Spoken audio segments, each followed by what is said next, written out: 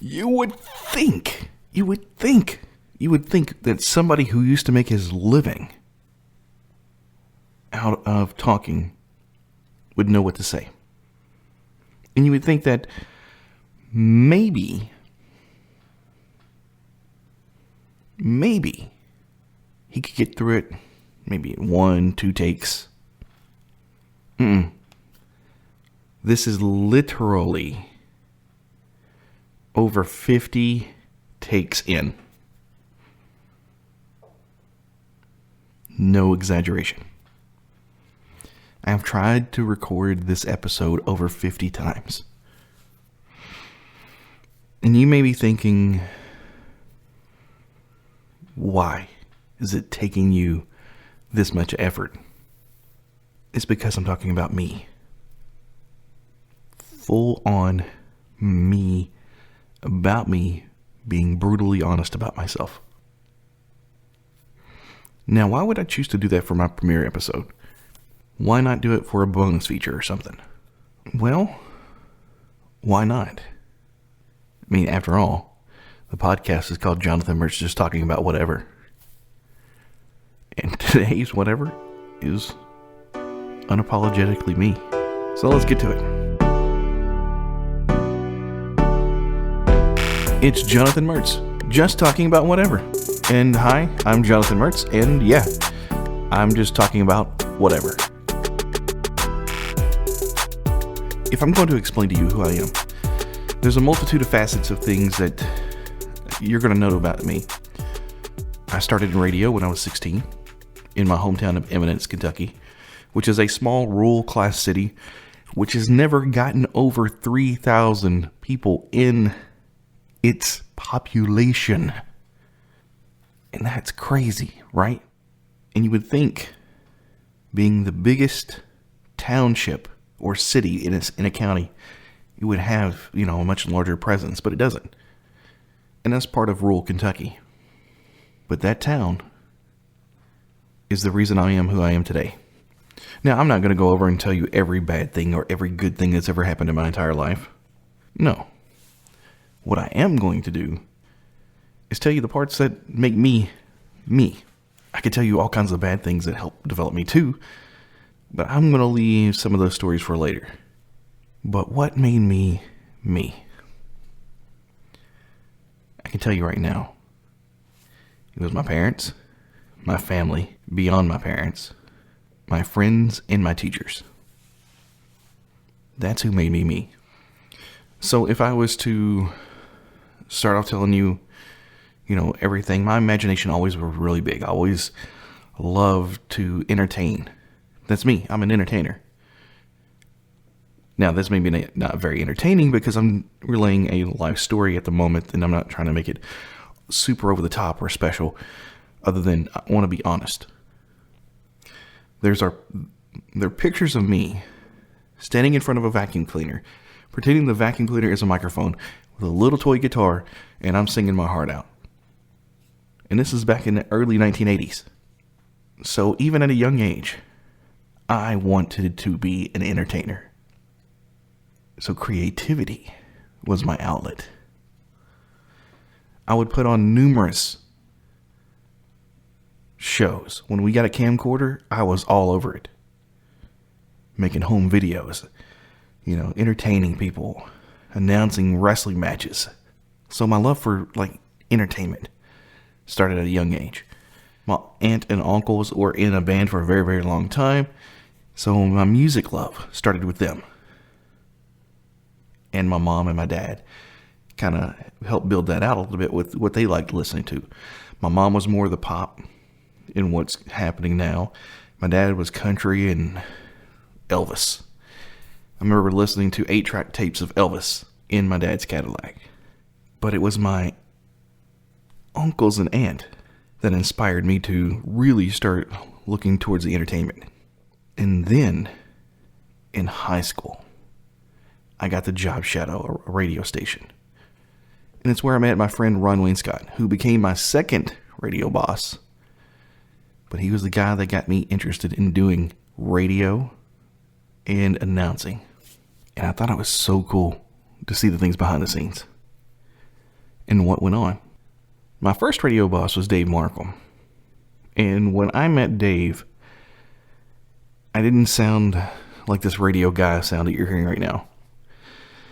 I was probably a little bit more country-like, and I don't know how I sounded. I got some old air checks, and I'll have to pull them out at one point and just start talking about them. Because one of the things that he told me when I was 16 was you've got to get rid of that Kentucky accent.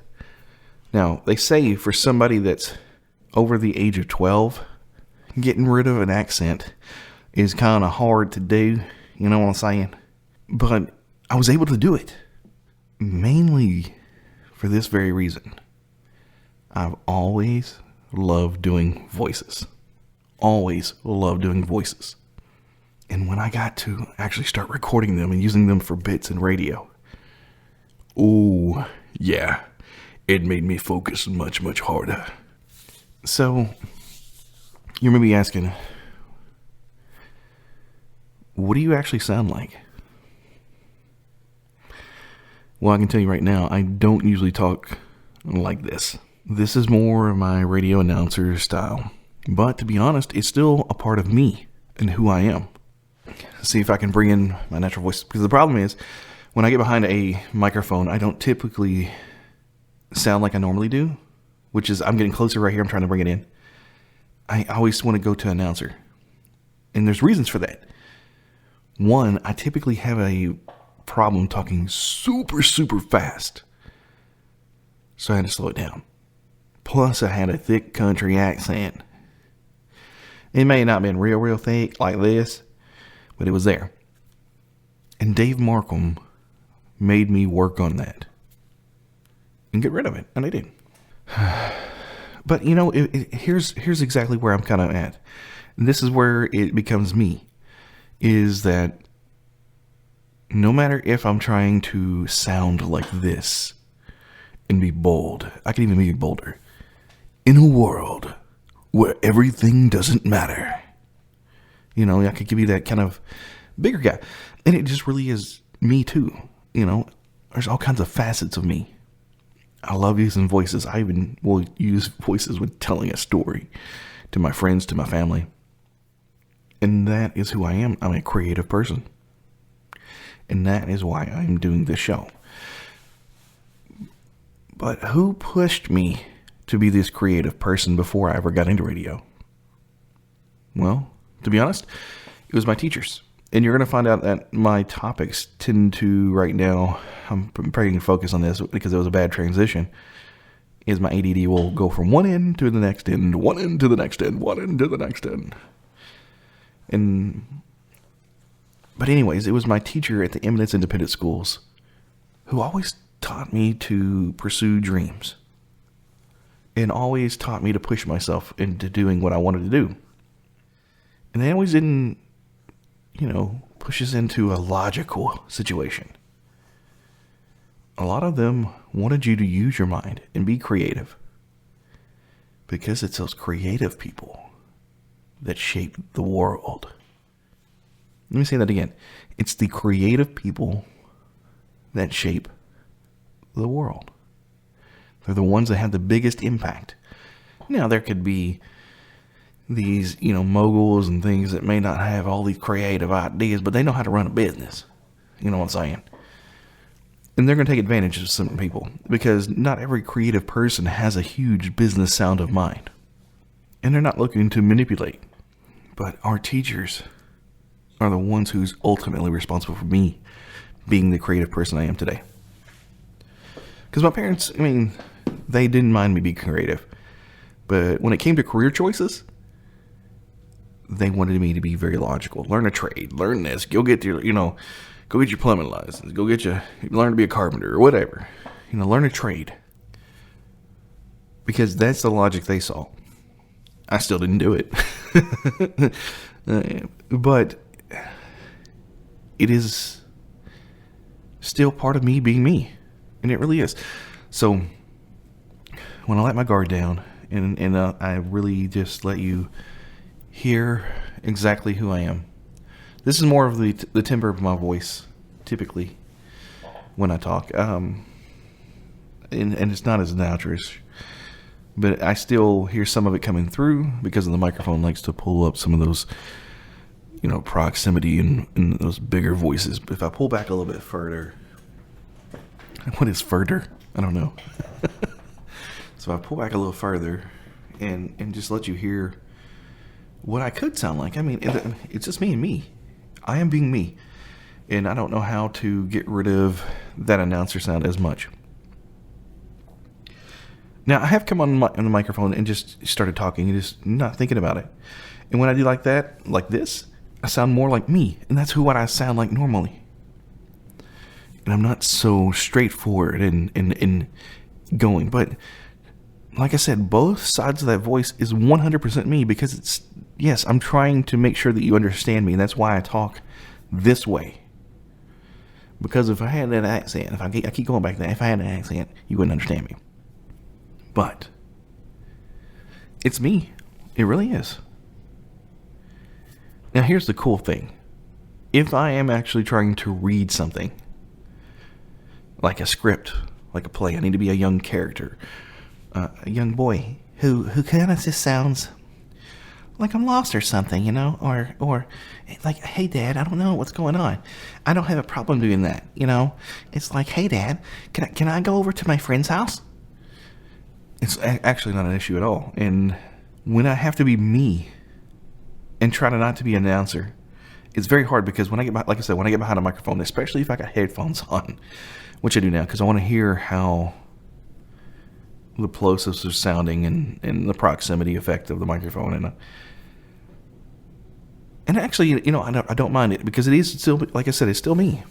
And I want to be me. I don't want to be this known announcer guy who just comes up here and just starts talking all kinds of crazy. Which, it is. And that's going to happen too because, that's the name of the game for me, creativity. It is exactly who I am. I'm a creative person. And if you're to get to know me, you'll know that. And it's so interesting to hear people talk and who talk about themselves and put themselves out there. I'm a creative person. I have a loving wife, a loving son. My brothers are awesome. We talk to each other. But here is the thing, and I don't know why this is. 99% of my phone calls are me outbound, and 1% are inbound. Now, this is outside of work calls. Just friends, family, whatever. 99% of my phone traffic is outbound for me. To my friends, to my family. With the exception of my wife, who makes that 1% for the most part. But here's the interesting thing. When I call my friends, when I talk to my brothers or any other member of my family, we'll talk for a while. And we'll talk about some stuff. But they typically just don't call me to chat. And I haven't really figured that out. Maybe I just call them too often. But, it's interesting that in life we have those situations and those dynamics. But the thing is, we go out. Whether it's some of my friends or my brothers, we still go out, we hang out, we have a great time. And they don't call me. But does it make them any less of a friend? No, not in my opinion. But they got other things occupied, and I may be the last thing on their mind because their lives are busy. And if you think that way, if you think, hey, people aren't talking to me, I don't know what's going on. Think about that. Think about what they have maybe possibly going on in their life. I know this is supposed to be on me, but I'm focusing also this on you too, because I had to tell myself this at one time. And this shaped me more than you ever know. That just because somebody isn't calling you, it doesn't mean they don't think about you. It doesn't mean they don't love you. Some people are hard with words. And then sometimes you call people and you talk about things you want to talk about, and sometimes they get turned around about them. And they spin it around, and I have a bad habit of that myself, and I picked it up from a family member. I don't know if that's the reason my friends don't call me sometimes straight up, but I will have somebody who will call me every now and then. But we're not talk everyday friends. And then if you hear, I'm in this room that's not acoustically sound right now, and you hear my chair creak and pop and everything else, but it is what it is. But who am I? Well, I'm just a guy talking. That's pretty much it, being creative. I'm a guy who loves doing voiceover work. I've been doing it since I was 16. I'm 42 now. I've been doing radio since I was 16. So that's how I got started. And I'm also a guy that does IT. I do networking. Although it's not always my favorite thing to do, but I'm decent at it. But creativity, that is what I love. And that's what makes me me. Because I can think of these really weird things and comments. My wife gets like, "You're so strange." I'm like, "Yeah, but you married me." And a lot of my friends always think I'm strange too. So I've always got that growing up. So that's not a big deal. But it's all because my mind does not work like everybody else's. And I don't always think it or say things the same way. And I really, really, really, really have to filter myself because typically I don't have one. And here I am actually filtering more than you know. But thanks to my family, thanks to my teachers, my friends, I am the person I am today. And that is that creative person. And I know I keep saying that over and over. Like it's supposed to mean something. But to me, it does. And I'm supposed to be talking about me. And I have to be brutally honest about myself. Now, were there things bad in my life that molded me? Yes. Absolutely. And I learned to compartmentalize a lot of bad things. Which isn't always a great thing, but sometimes it can be a handy tool. And I remember being picked on as a small kid. I also remember picking on others, so I wasn't always being bullied. Sometimes I did verbal bullying, but I didn't go after and start beating somebody up and making bullies. But this is something that you will learn. Even though you go cutting up with somebody and joking, whether you're talking about them being short, fat, skinny, tall, ugly, or cute, and you're cracking jokes back and forth, and they're cracking back, it doesn't mean they like it, even if they seem to be shrugging it off with laughter. Sometimes you find out later down the line the things that you were joking in your mind about actually hurt them. And I didn't realize this was an issue for myself. Because cracking jokes and being silly, goofing off, which I still do. But you have to know your audience. You have to know who you're talking to. And I even tell people when I start doing stuff, I say, hey, sometimes I'm unfiltered. If there's anything I say that bothers you, let me know. Because there's people that I realized from my youth that felt that way, but they didn't express it to me. And I don't know if I seemed to be intimidating or what. But some of the people that felt that way, which later a lot of us came to terms with certain things, and they were like, hey, we crack these jokes and stuff. I really didn't like it when you mentioned this, or I didn't like it when you mentioned this when we were kids. Really? I never knew that. Yeah, I was afraid to say something when I was younger. Those are some things that come with maturity. And there probably will still be some that I don't even know about. Because like I said, we used to crack jokes like nobody's business at our school. This was the late 80s, early 90s. Just cracking. But it made me realize later in life, words have power. And words can hurt. But words also can heal. And words can make you into somebody from all types of different perspectives.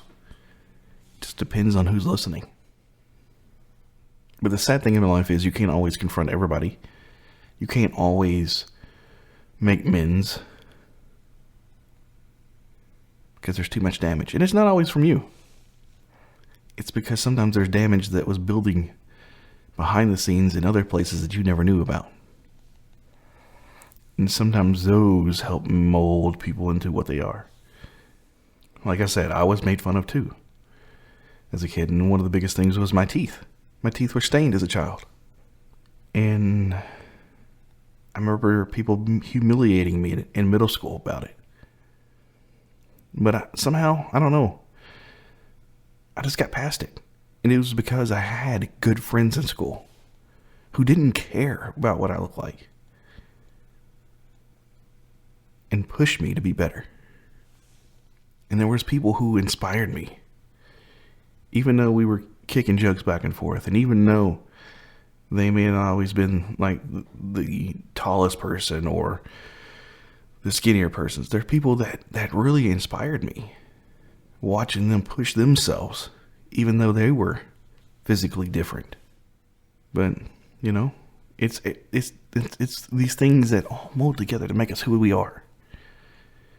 So, who am I? I'm going to go back to it again. I'm a creative person who likes to have fun, who has grown into knowing that we all make mistakes and that we need to reflect on them and mend our own self and then try to help mend others. Now, this isn't going to be a counseling podcast. This is not what this is meant for or doing anything like that. This is just to be an outlet of creativity for me that I wouldn't do on my other podcast, which is called It's Your Break. And I do Adventures with Bubba and McGripe. This is where I'm going to put content that I don't think fits in those other categories. It's me being me and not having to worry about it. That's exactly what it is. And that's why the podcast is called Jonathan Mertz. Just talking about whatever. Because that's what I am going to do. And that's what I've been doing here. Well, anyways, hopefully you got to understand who I am. Hopefully you don't have a bad picture of me from my youth. But hopefully we will be on a journey together and we will have fun and excitement. And then again, I can just bore you. To be brutally honest, I could just bore you. Yeah, that could be possible too. Well, anyways, it was nice to meet you, even though I didn't catch your name. But hopefully, we'll talk soon.